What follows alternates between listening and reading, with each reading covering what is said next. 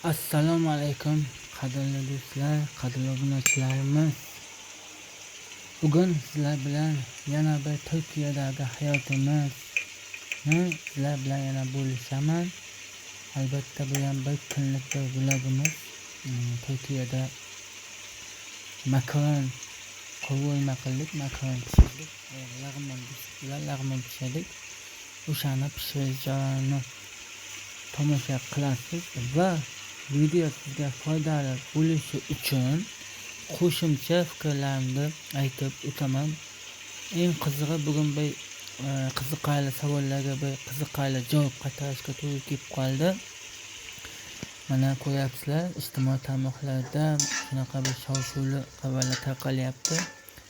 Ba'zi O'zbekistondan ayollar, erkaklar kelib, ish izlab kelib, ish topolmasdan, bir so'm puli qolmasdan majbur bo'lib keyin Turkiyadan ketishga majbur bo'lyapti qarz qobilar bilan.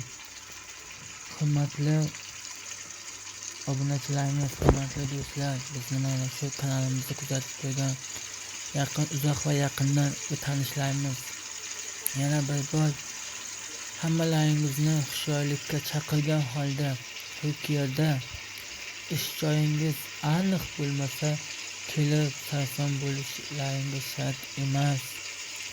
Iloji bo'lsa ish joyingizni aniq qilib, undan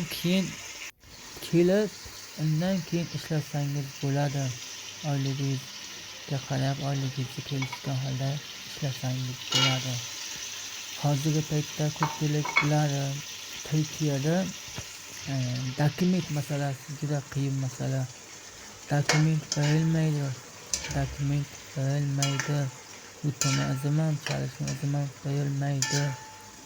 Shuning uchun 3 oygacha 3 oylik vizangiz bilan joylasiz, pasportingiz bilan, qizil pasportingiz bilan. 3 oydan keyin siz qochoq qiynalib qolasiz, hurmatli obunachilarimiz.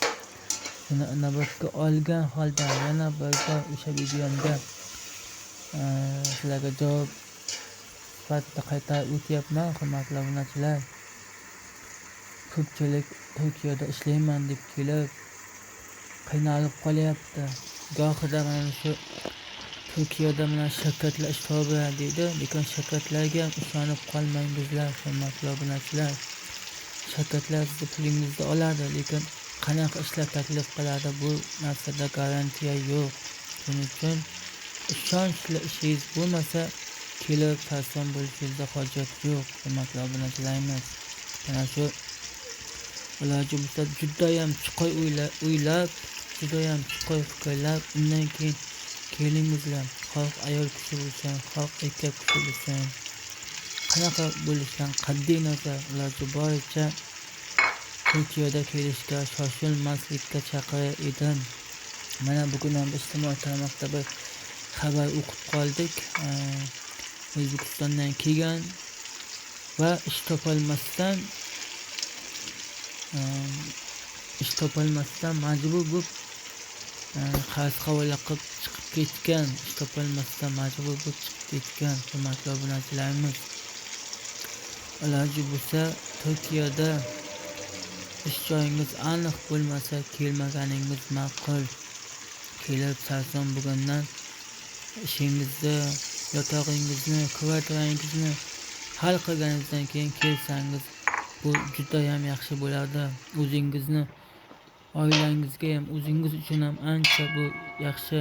Sababiga kelib ish topaman deb oilangizni ham xavf-xatarga qo'yib, o'zingizni ham xavf-xatarga qo'yib qiynalish bu bo'lmaydi, hurmatli obunachilarimiz. Shuning uchun ko'pchilikdan so'ragan bo'lar edim, Turkiyada kelishdan oldin ishingizni va kasbingizni to'liq bilgan holda ishga kelishingizni so'ragan bo'lar edim. E'tiborlaringiz uchun rahmat. Sog' bo'ling, salomat bo'ling.